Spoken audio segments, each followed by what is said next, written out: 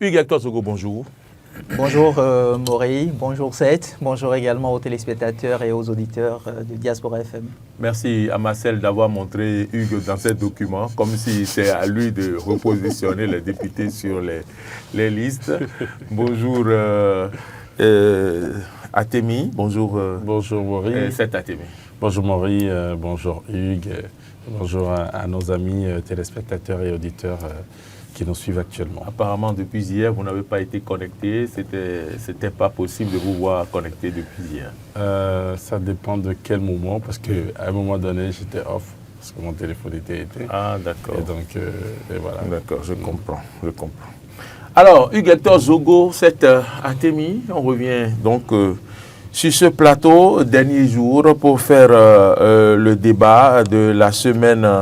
Débat attendu certainement par les téléspectateurs. Ce matin, j'ai déjà défilé les quotidiens.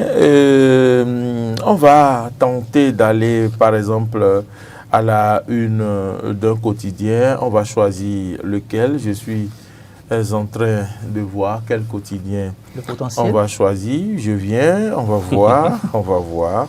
Alors, on ira, par exemple, à la une du quotidien Le Télégramme.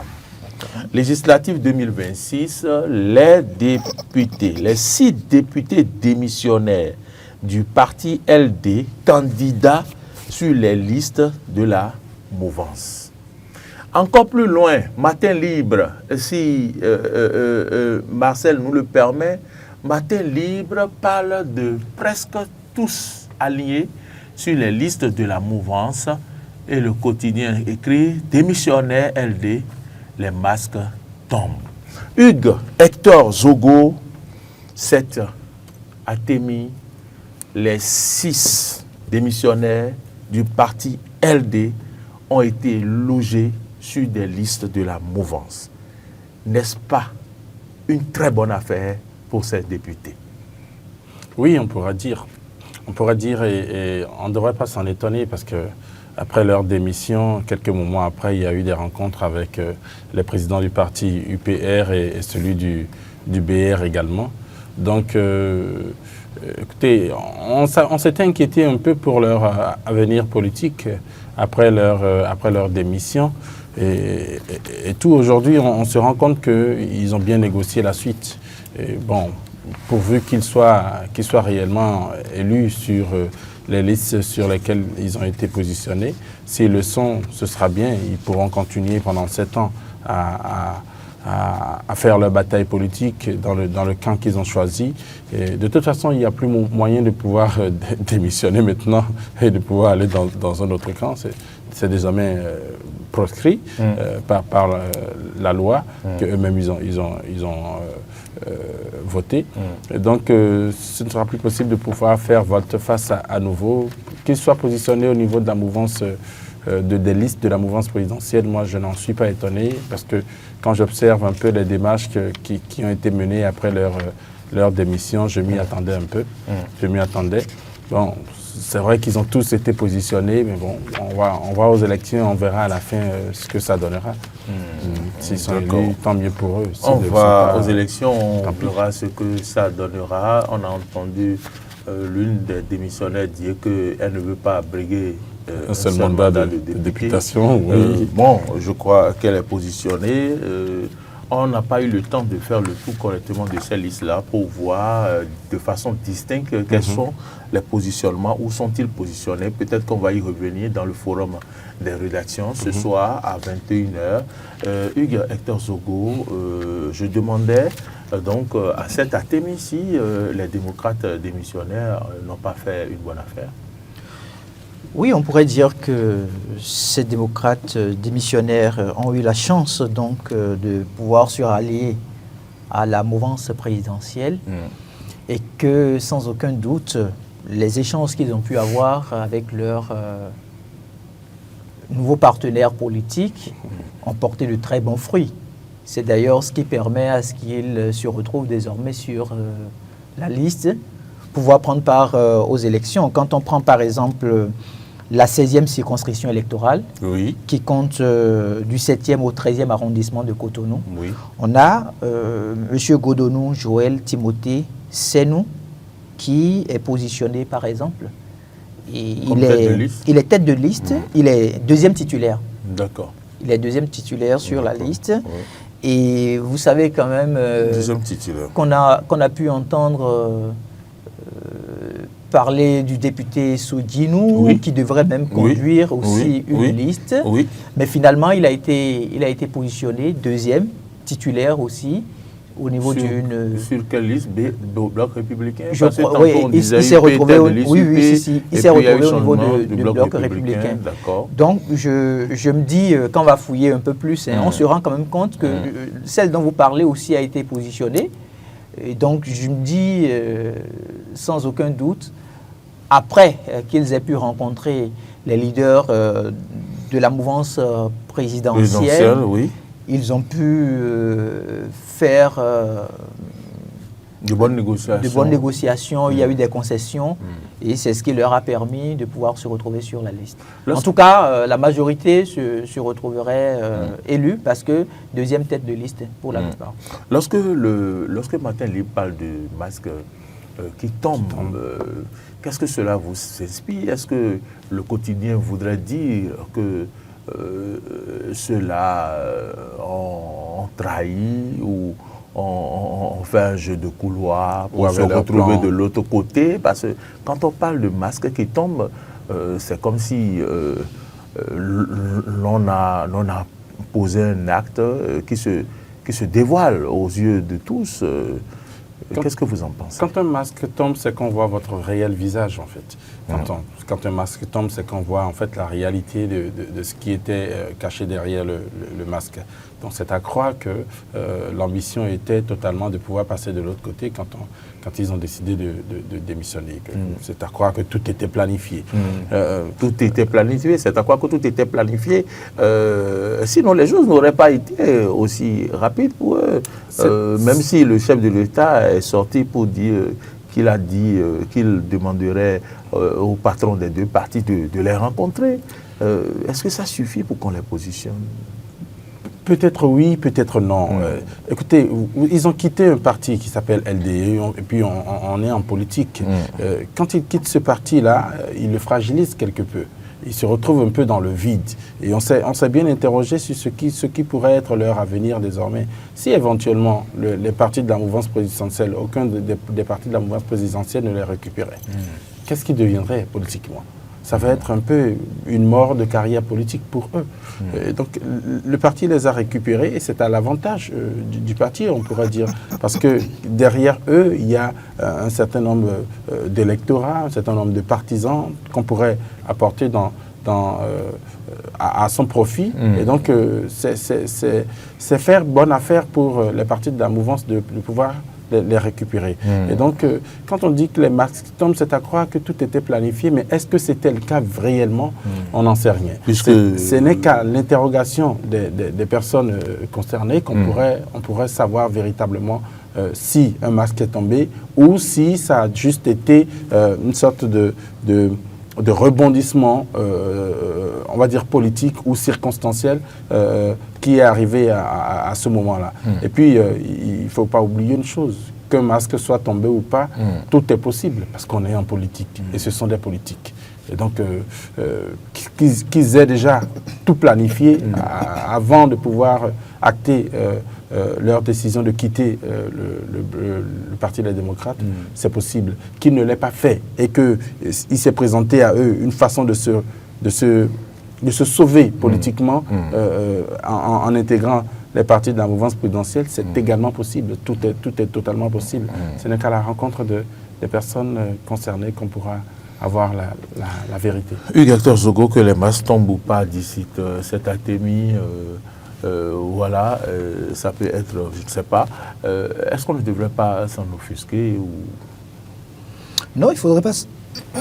Je m'en excuse. Il ne faudrait pas s'en offusquer parce que le chef de l'État, qui détient aujourd'hui plus de privilèges, plus de droits sur tout ce qui se fait au niveau de la majorité présidentielle, a fait porter quand même aux députés de la majorité présidentielle une réforme qui lui tient énormément à cœur. Cette réforme qui selon le président de la République, devrait permettre à ce que tous les Béninois commencent par pouvoir s'unir, mettre de côté les questions d'opposition, de mouvance et travailler au développement du pays.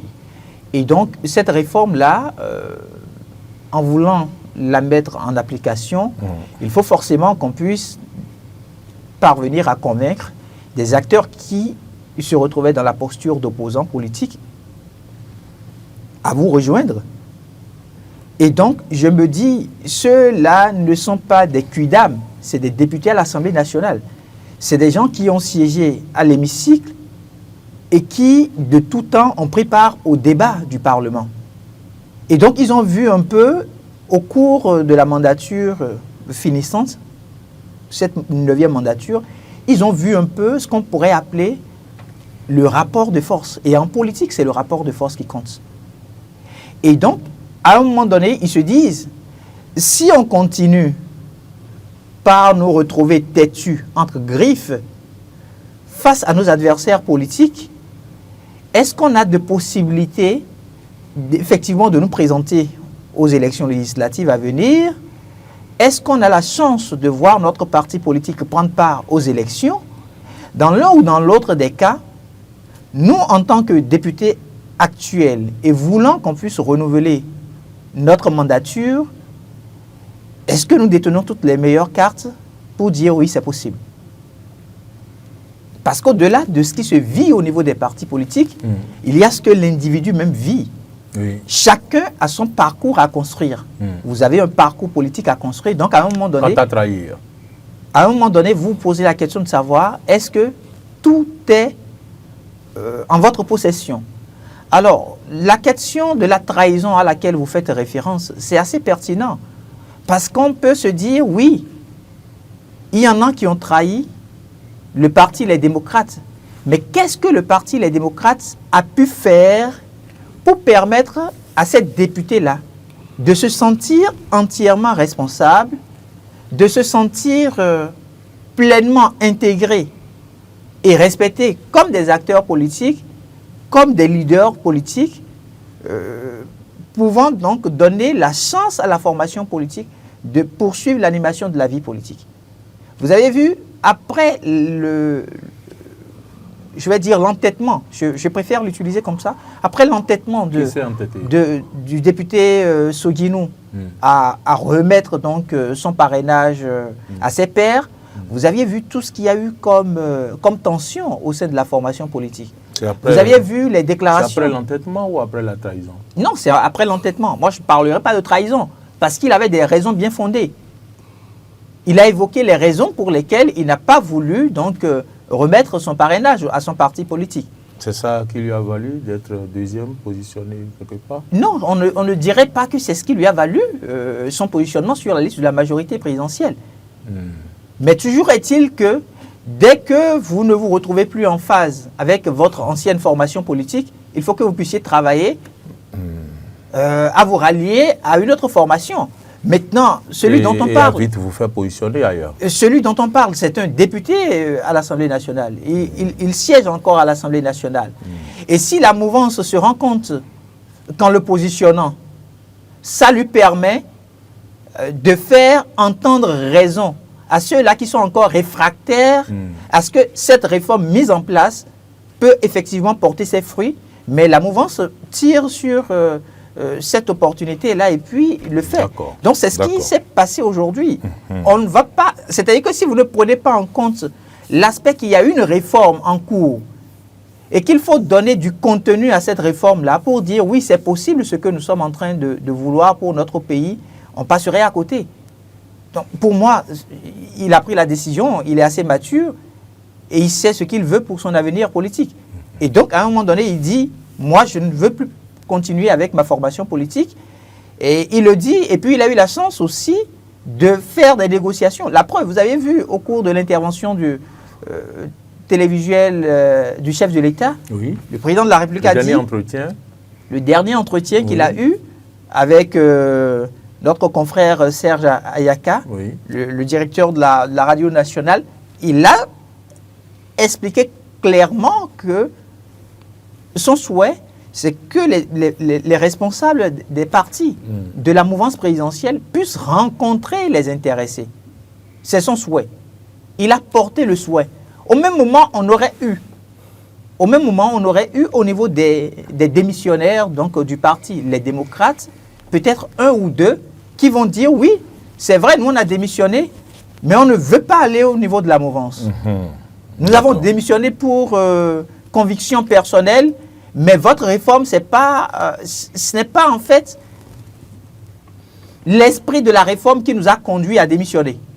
Bon, on aurait pu avoir un député ou deux qui aurait pu dire ça pour crédibiliser cette démission. Non, ce n'est pas parce qu'on n'en a pas. Ce n'est pas parce qu'on n'en a pas qu'on ne doit pas crédibiliser leur démission. Au Bénin, ce n'est pas monnaie courante de voir des gens démissionner. Mais c'est monnaie courante de voir les gens démissionner, d'aller ailleurs et d'être vite récupérés ailleurs. Ça, c'est des jeux de couloir politiques. Très bien. C'est des jeux de couloir politiques. Et peut-être même, c'est-à-dire que quand vous suivez un peu l'évolution, on a entendu parler du député Soguinou qui devrait quand même conduire une liste. Oui. Finalement, il a été positionné deuxième sur la liste. Oui, ça voudrait dire que la pression peut-être même des populations, les analyses qui se font de part et d'autre, aurait peut-être conduit les responsables de cette formation politique à se dire, mais attention, si on le fait de cette manière-là, ça donnerait l'impression que c'est nous qui l'avons débauché et par conséquent, ça pourrait porter discrédit sur le parti. Maintenant, en tant que deuxième titulaire, il peut aller aux élections et ne pas se faire élire. Voilà. Ah bon? C'est possible. Pourquoi? Il y a plusieurs formations politiques qui vont aux élections. Non, bon, il n'y a que 3. On en avait connu 10, 15, donc il n'y a que 3 maintenant. Bon. Alors, vous avez suivi un peu mes questions. Qu'est-ce que vous avez à dire à propos? Ça rejoint un peu comme si mes masques sont tombés. Oui, et par rapport aux masques tombés, j'ai déjà donné mon opinion oui, je le sais, mais vous avez suivi Hugues Zogo dans son intervention, les questions qui se sont enchaînées. Donc, avec ses réponses... Il y en a eu plusieurs. Je ne sais pas à laquelle vous voudrez que je puisse répondre ou si je dois juste intervenir par rapport à la préoccupation, enfin à la réaction de Hugues Hector. À mon avis, écoutez, on est en politique et on est au Bénin. Les jeux politiques se font en fait. Et même le fait d'entrer dans un couloir pour en sortir par un autre également, ce sont des jeux politiques. On ne peut pas se refuser de cela. Maintenant, quant à penser qu'une personne qui soit positionnée deuxième sur une liste électorale dans une certaine circonscription ne puisse pas pouvoir tirer son épingle du jeu, il va falloir qu'on finisse les élections. Sinon, quand vous êtes positionné deuxième sur une liste électorale et que vous appartenez à ce parti-là, le Bloc républicain, dans cette circonscription-là, je pense qu'ils pourraient toujours tirer leur épingle du jeu, et se retrouver à nouveau être député à l'Assemblée nationale de notre pays. Mais au-delà de tout, moi je voudrais pouvoir garder la conviction que les jeux politiques qui se font, les personnes qui revêtent un maillot d'une telle couleur aujourd'hui et demain l'enlèvent et filent une autre couleur, ont en tête et ont en conviction que le plus important c'est de pouvoir travailler pour ce pays. Le plus important c'est de pouvoir travailler pour les mandats, les personnes qui les ont mandatés, le peuple notamment. Donc il faut aller à la rencontre de ce peuple-là. Il faut pouvoir s'interroger réellement sur quelles sont les volontés, quels sont les besoins d'aujourd'hui pour ce peuple-là et travailler à ce que cela puisse être satisfait pendant les 7 ans à venir. Donc c'est ça le plus important pour moi. Au-delà de tous les jeux politiques, que ce soit X qui y va ou que ce soit Y qui y va, que celui qui siégera à la 10e législature puisse travailler à ce que le peuple qui a mandaté chacun d'entre eux puisse être satisfait de leur mandature. Et ça, c'est très important. Qu'on y aille avec Kossi ou avec Grégoire, j'en sais rien du tout. Autrement dit, vous nous demandez de laisser tout ce qui s'est passé et d'avancer. Ce qui s'est passé et d'autres choses se passeront encore. On n'a pas fini d'en voir. On nous sortira d'autres phases, comme on le dit souvent. Et donc, on est là, on observera, on avisera au moment opportun. À nous autres, cela apportera du grain à moudre. On travaillera pour pouvoir les moudre de sorte à ce qu'on puisse avoir la bonne farine. Mais le plus important, c'est qu'au-delà de tout, que l'on puisse travailler à ce que le peuple puisse être le premier bénéficiaire. Mais le plus important est aussi que on n'aura plus aucun député qui pourra sortir d'un parti politique et trouver rapidement un positionnement ailleurs comme ça. Il risque de perdre son siège. C'est du passé. Ça n'arrivera plus jamais. On note bien. Hugues Zogo, on remarque quand même le positionnement de certains maires, de certains ministres, de certains députés encore. Vous voulez nous donner quelques noms pour voir un peu où ils sont positionnés? Qui sont ces maires-là? En termes de statistiques, aujourd'hui, on a, au niveau de toute la liste, 2 ministres qui sont positionnés. On a 44 députés qui sont positionnés. Je sais pas, quand vous parlez de la liste, on a 2 listes. Oui, si. Je prends les 2 listes de l'amour. De chaque côté, il y a 2 ministres. Non, je prends les... Vous mettez les 2 listes ensemble? Oui, je mets les 2 listes ensemble. Mais je crois qu'un quotidien disait qu'au niveau du bloc républicain, il y a eu 2 ministres et au niveau de l'UP aussi. Je vais revenir sur ça. Donc, on a 2 ministres, 44 députés et puis 4 maires. Et il y a quand même des noms qui retiennent beaucoup plus l'attention. On va commencer par le ministre d'État Abdoulaye Biokane. Ah, d'accord. Qui est quand même positionné aussi au niveau de la liste bloc républicain. Oui. Et ce qui est exceptionnel, c'est avec ce positionnement du ministre d'État, c'est que je constate qu'il y a également son directeur de cabinet qui est positionné. D'accord. Je veux parler donc du professeur Alain Sato Alaster Sénan. Il est le 3e titulaire au niveau de la 23e circonscription. D'accord. La 23e circonscription, c'est Abomey, Agbanizon, Boïkon et puis Didia. D'accord. Première lecture que j'en fais. La 20 combien? La 23e circonscription. La 23e circonscription. Ouais. Alors, qui est tête de liste là-bas? Celui qui est tête de liste, c'est l'ingénieur Bobo Christian. D'accord. Alors, Christian Bobo. Vous le connaissez? Oui, bien sûr. Alors, la première lecture que j'en fais, d'accord? La première lecture que j'en fais, c'est qu'au prochain gouvernement, on risque de ne pas avoir le ministre d'État. D'accord.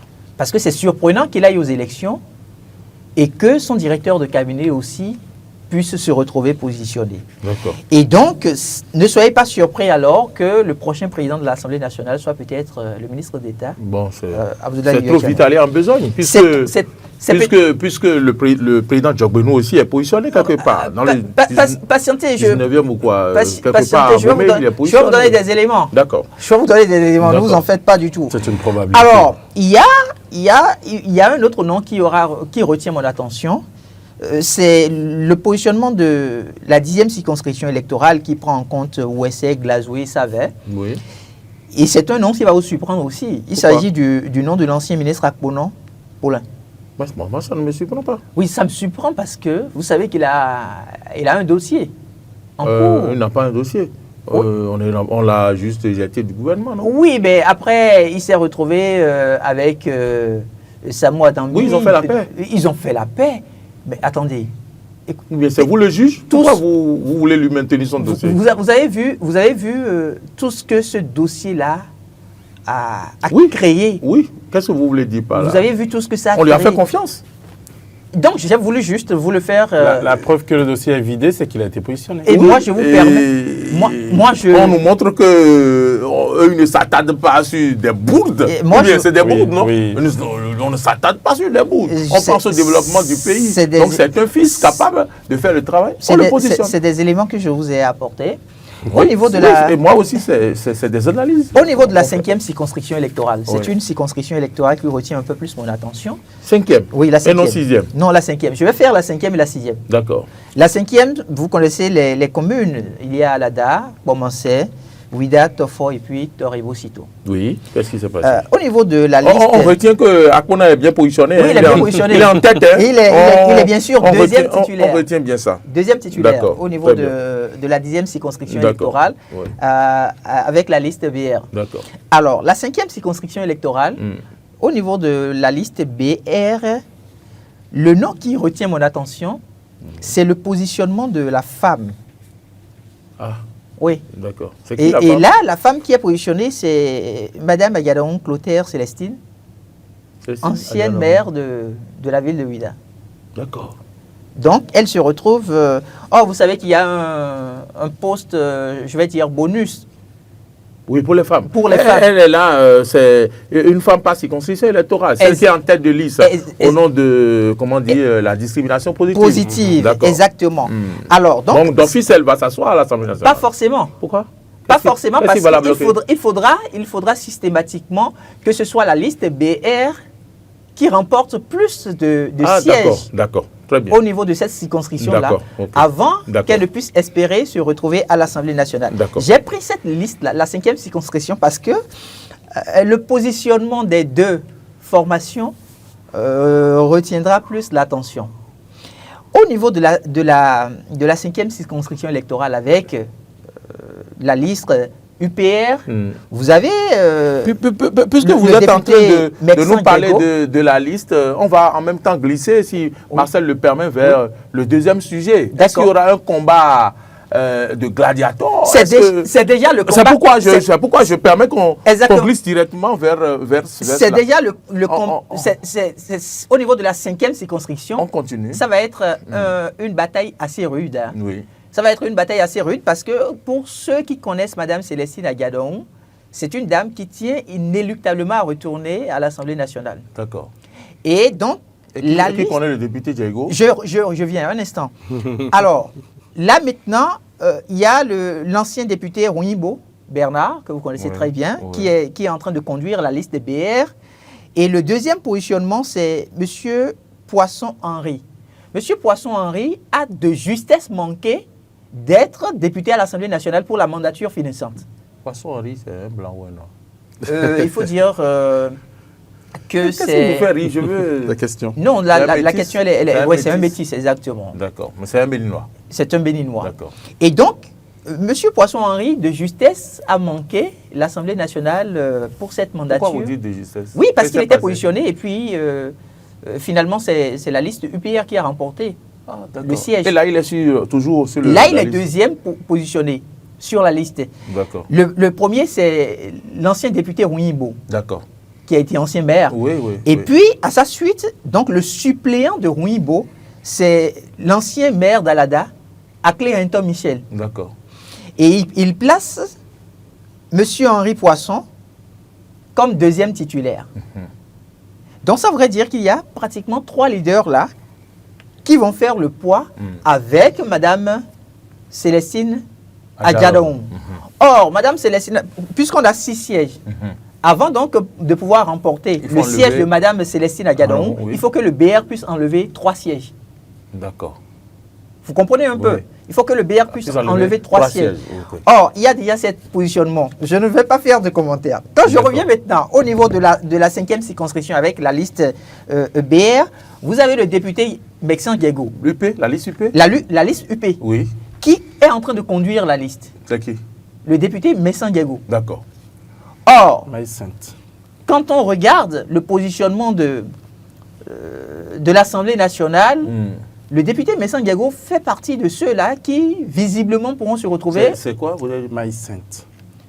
Il fait partie, visiblement, de ceux-là qui pourront se retrouver dans le bureau de l'Assemblée nationale. Et donc, il a un grand défi à pouvoir faire remporter plus de députés au niveau de sa circonscription électorale.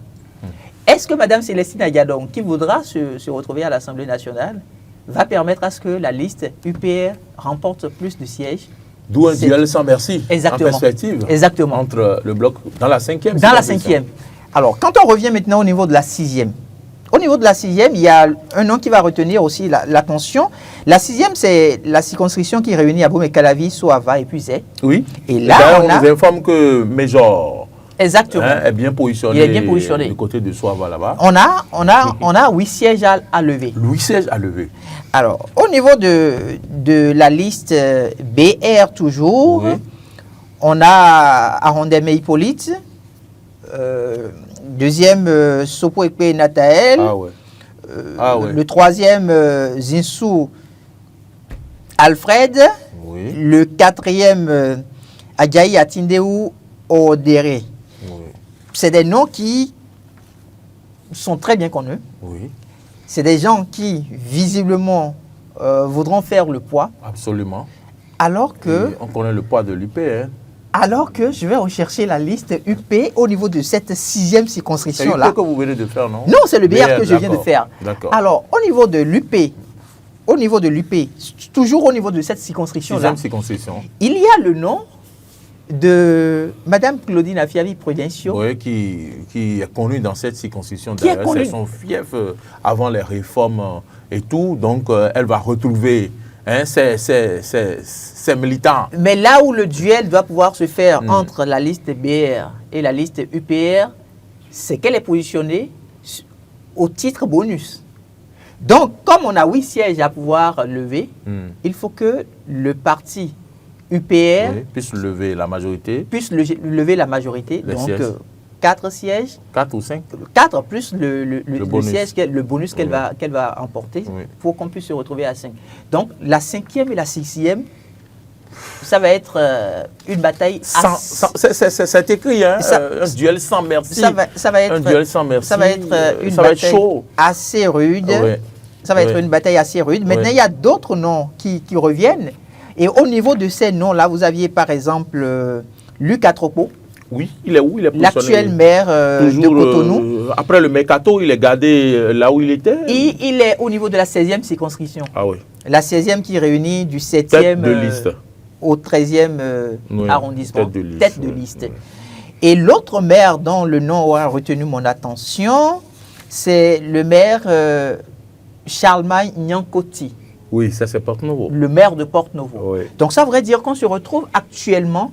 Il est tête de liste. Il est tête de liste également. D'accord. Dans la 19e circonscription. Oui, Ça d'accord. fait Adiara, Agege, D'accord. Porte-Nouveau et Semepoyi. D'accord. Ça voudrait dire j'ai qu'on se pas retrouve. vu Djogbenou. mais Je vais vous donner le nom du C'est 20 poste. combien? Oui, il est là. 21e, il est où? Il est là. Je voudrais faire ressortir un élément. On a plusieurs communes à statut particulier. Oui. Mais là, on n'a que 2 maires coiffant des communes à statut particulier qui sont positionnés. Oui. C'est un signal assez fort. C'est quel signal ça? Le signal, c'est que ces maires-là ont donné le meilleur d'eux-mêmes au cours de leur mandature. Les autres n'ont pas démérité, non? Ils n'ont pas démérité, mais se retrouver député à l'Assemblée nationale, désormais au Bénin, en laissant le titre de maire pour être député à l'Assemblée C'est un nationale, mérite. c'est un mérite. C'est ce que ça signifie clairement. D'accord. On aurait pu avoir le maire Thabo Mekalavi positionné aussi. Pourquoi pas? D'accord. Mais ça n'a pas été fait. D'accord. Il On n'est a- pas positionné. Il n'est pas positionné. On D'accord. aurait pu avoir, par exemple, le maire de Parakou. Peut-être qu'on veut le garder maire. Oui, ben, rien, c'est ça le problème. C'est ça le problème. Et quand je prends par exemple Ouida, d'accord? Ouida, Le maire de Ouida n'a pas été positionné. le maire de Ouida n'est pas positionné. D'accord. Mais il se retrouve au niveau de la haute direction politique du parti Union Progressiste Le Renouveau. Et quand ça se passe comme ça, il n'y a aucune chance qu'il soit qu'on reconduit maire. Il peut bien sûr se faire élire conseiller, mais pas être reconduit maire. C'est pas évident. Vous savez qu'on a fait le débat la dernière fois. Tout à fait. Parce que désormais, la dynamique dans laquelle on se retrouve, ce n'est plus une dynamique des personnes qui vont se retrouver avec la lenteur administrative et tout ce qui va avec. Très bien. Voilà. Et puis, vous avez parlé du professeur Joseph Gogbenou. Oui. Je ne l'ai pas cité tout de suite parce que je voulais le citer avec un autre nom. C'est quoi? Le nom du président actuel de l'Assemblée nationale, Ah. Louis Vlavono. Il repart? Il est positionné au niveau de la 21e circonscription, c'est-à-dire à Gaouéré, Ifanyi et puis Sakété. Alors ne soyez pas surpris qu'une fois qu'il a été élu, qu'il puisse passer la main à son suppléant. D'accord, son suppléant, c'est qui? Son suppléant, c'est M. François Silibi. C'est D'accord. un professeur. D'accord. Donc, j'ai parlé de lui, je vais parler donc du professeur Joseph Gogbenou. Oui. Et visiblement, il pourrait aussi passer la main à son Pourquoi? suppléant. Il va siéger. Pourquoi? Il ira à la Sénat en tant qu'ancien président de la Cour. Il ira au Sénat en tant qu'ancien président de la Cour. Il se retrouverait sans doute au Sénat. Le professeur Joseph Guergueno il se retrouverait sans doute. C'est une analyse, c'est une hypothèse. D'accord. Il n'y a pas de confirmation. D'accord. Il pourrait se retrouver au niveau... 21e. Il est positionné au niveau de la 23e circonscription. C'est-à-dire Abomey, Agmaïzou, Boyko et puis Dija. D'accord. Donc, il pourrait dès qu'il se fait élire, il pourrait passer la main à son suppléant. Je ne vois pas le maire d'Abomey, le maire suppléant qui est un économiste. L'avocat, le maire d'Abomey, l'actuel d'Abomey, je ne le vois pas. Non, il n'est pas positionné.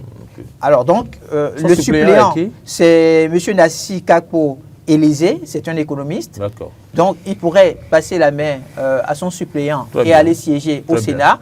Le président Louis Vlavonou, pas évident qu'il brigue 3 fois de suite donc, le poste du président de l'Assemblée nationale. Donc, il pourrait se retrouver au Sénat et passer la main donc, à son suppléant aussi.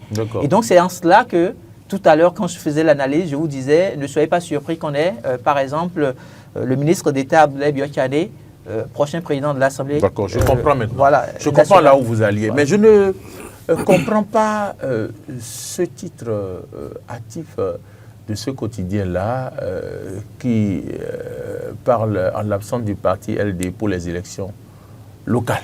Il globalise. Ouais. Il globalise. Ouais. Donc, est-ce que le quotidien anticipe déjà que les LD ne seront pas donc, à l'élection législative ou bien il dit locale, peut-être pour anticiper un peu, pour voir au cas où.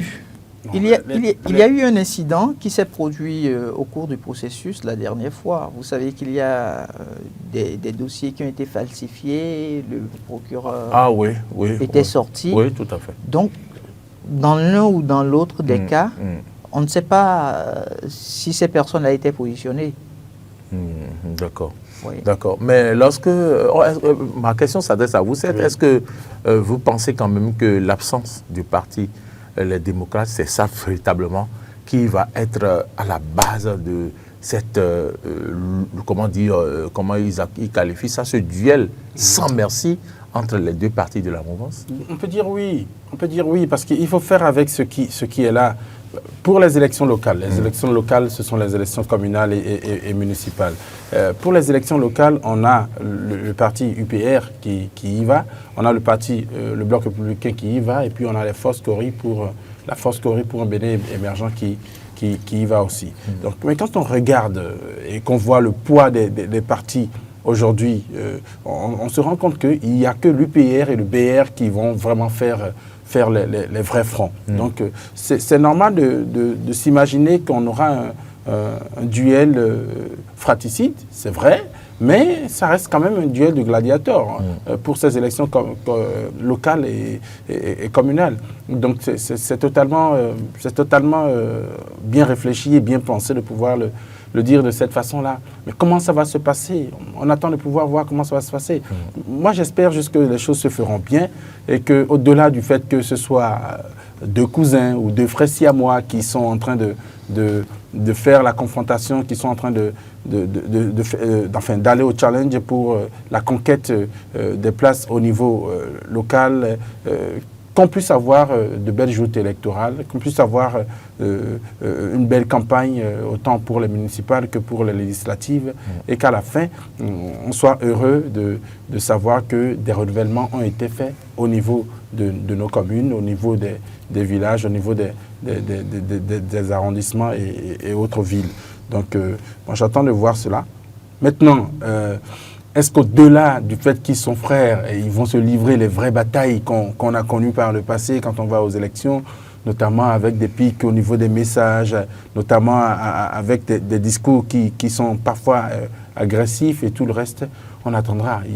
J'ai hâte que la campagne puisse être lancée afin qu'on puisse découvrir tout ça. Mais une chose est sûre, ça va être un duel de frères et le plus fort l'emportera. Ah bon, le plus fort l'emportera, vous l'avez dit. Ma dernière question, Hugues Hector Zogo, est-ce qu'on peut dire qu'il y a eu renouvellement de la classe politique sur cette liste?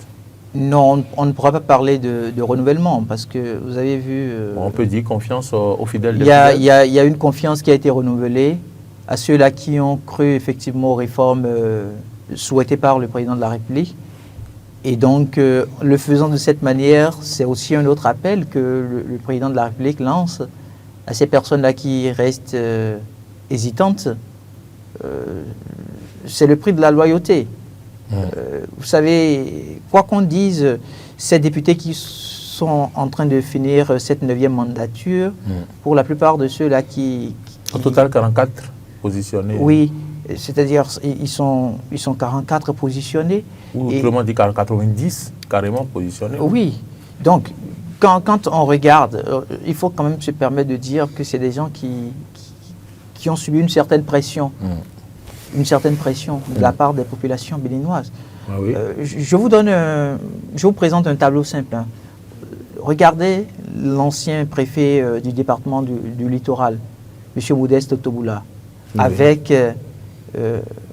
des policiers derrière, en train de casser les baraques. Pourquoi il n'est pas positionné? Je ne sais pas. Quelle question. En train de positionner, donc, en train de casser donc les baraques des bonnes dames. Vous aviez vu tout ce qu'on a pu dire de ce monsieur.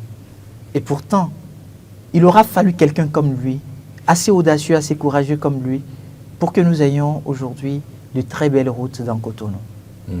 Donc, quelque part, ces députés-là ont pris des risques au nom du peuple béninois. Je ne le dis pas qu'il faut applaudir tout ce qu'ils ont pu faire au cours de leur mandature, mais il y a quand même des tests et lois qui ont été votés. Mais ils sont payés pour les risques? Ils sont bien payés? Non, vous savez, à un moment donné, quand vous avez le peuple béninois au dos, ce n'est pas une question de salaire. Vous êtes certes payé parce que... Les avantages? Vous avez certes les avantages, mais... Quand on a les avantages, on peut marcher de Vin-de-Côte jusqu'au stade de l'amitié en train de casser, comme Modeste Toboula l'a fait. Il y a les avantages qui sont derrière. Mais vous aviez vu ça motive. Vous avez vu le même qui a cassé il y a quelques années.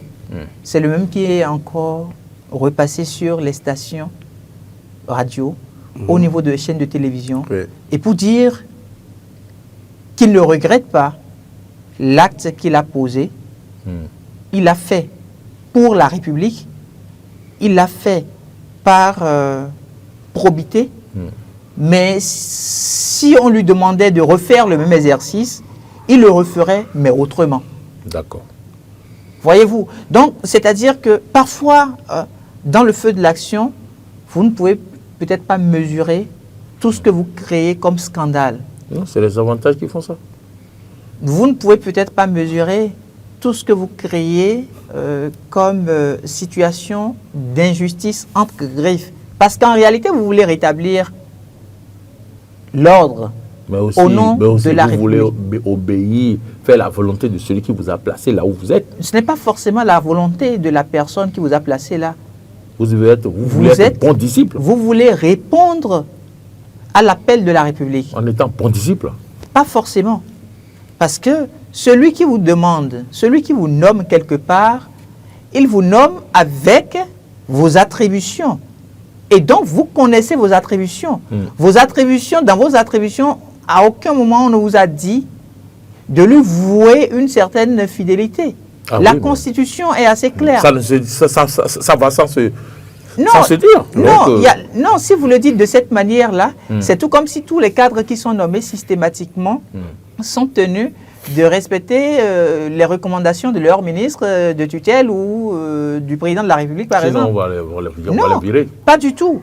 Vous avez vos attributions et vous respectez vos attributions. Tant que vous n'allez pas en dehors de ce que vous recommandent les tests, peut-être le règlement de la structure que vous servez, mais vous n'avez rien à vous reprocher.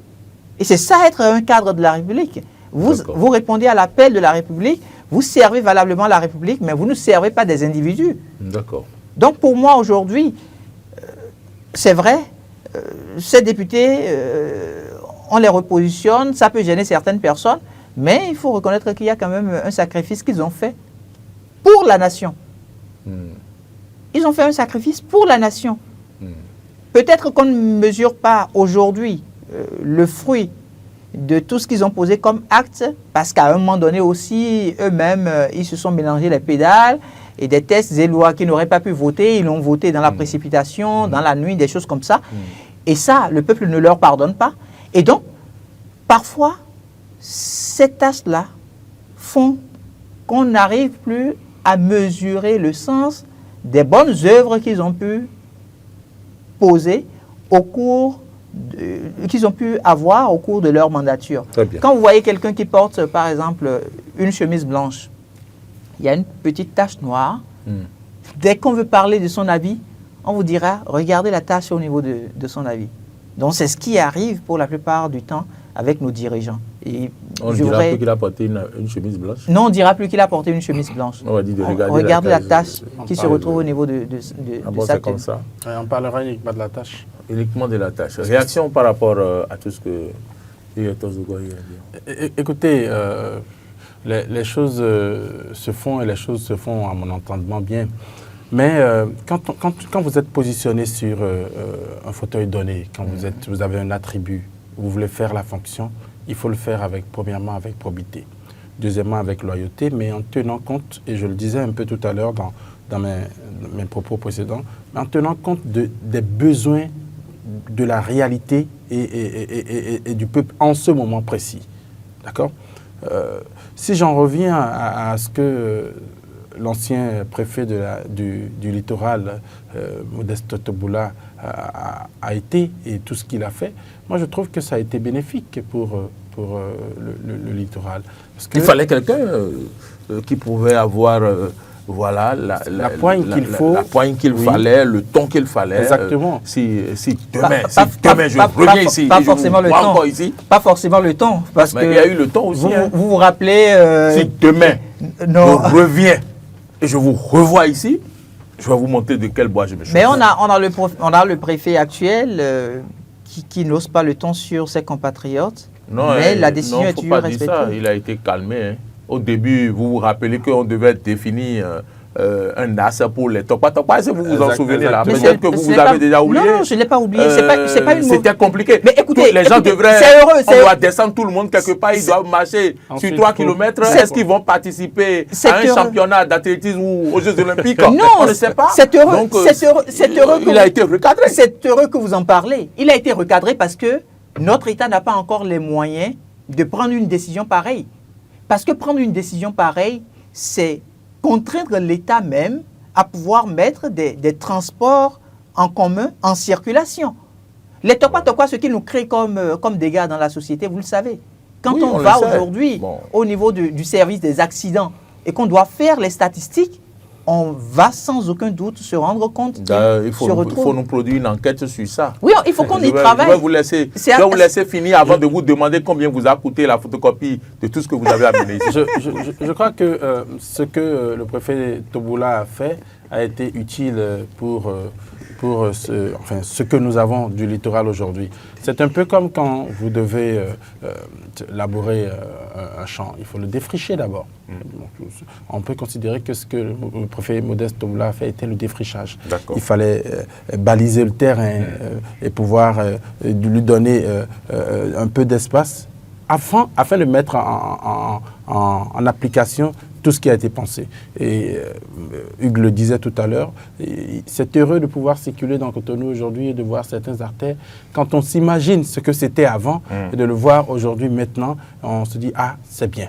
Aujourd'hui, parfois, quand les bonnes dames sortent et qu'elles doivent exposer leurs marchandises, elles se donnent une certaine limitation. Que vous soyez chez vous ou pas, vous donnez une certaine limitation. Et donc, le réflexe déjà a changé. L'habitude déjà a changé. Et l'une des choses les plus difficiles à changer chez le Béninois, ce sont ses habitudes. C'est pas que chez le Béninois, c'est l'homme en réalité. Surtout ses mauvaises habitudes. Et ça a été... moi, je trouve qu'il a fait un grand travail. C'est vrai que ça lui a coûté un peu cher après. Mais au-delà de tout, je trouve qu'il a fait un bon travail. Et pour en venir au général, quand vous êtes une personnalité, quand vous êtes un politique et qu'on vous met sur une place donnée, un positionnement donné, il faut faire les choses avec probité, je l'ai dit tout à l'heure, avec loyauté, mais en tenant compte des besoins du moment et en n'oubliant pas que quand vous voyez aujourd'hui passera, demain viendra. Ce ne sera peut-être pas vous, mais demain viendra. Et les personnes avec qui vous avez travaillé, les personnes pour qui vous travaillez, parce qu'à la base, vous travaillez pour les personnes pour qui vous travaillez, si vous le faites si mal, vous les rejoindrez plus tard. Et ils vous traiteront un peu comme vous les avez traités quand vous étiez là. Mais si vous le faites bien... Mais certains n'ont pas peur de ça. Si vous le faites très bien, ils vous porteront en triomphe. Et ça, c'est le plus, c'est ce que chacun souhaite, en fait. Pouvoir être porté en triomphe à la fin de son règne, à la fin de l'exercice de la tâche qu'on lui a donnée. Et donc, je dis que ce qui arrive, autant pour les élus locaux que pour les élus au niveau législatif, c'est 7 ans. Il va falloir le faire et bien le faire. Très bien. Tôt ou tard, le nom de Modeste Togoula restera Modeste Togoula, c'est un nom. Il l'a montré, il l'a été. Et l'essentiel pour certains, c'est cela. Et voilà, moi je pense quand même que parfois il faut marquer son temps. Oui, comme Hugues Sogo est en train de le faire. La photocopie vous a coûté combien? Non, il n'y a pas de... Allez, c'est sur cette note d'humour que nous clôturons donc cette première partie, cette deuxième partie de cette émission. Quand je le voyais fouiller, je me suis dit, il est devenu archiviste. Mais celui-là, il faut lui confier des postes pour qu'il fouille tous les matins pour rendre compte au président. Hein. Franchement, il était tellement concentré. Et puis, vraiment, franchement, merci. Merci pour tout ce que vous avez apporté ce matin à ceux qui nous ont suivis. Vous avez fait beaucoup de bien à certains. Vous avez donné une idée, on dit une vue panoramique par rapport au positionnement qui sont... Je sais qu'à la maison, il y a des gens qui n'ont pas le temps de faire ça. Et franchement, c'est pour ça que les gens vous admirent. Merci beaucoup. Vous m'avez surpris agréablement. Merci beaucoup. Merci à vous, cette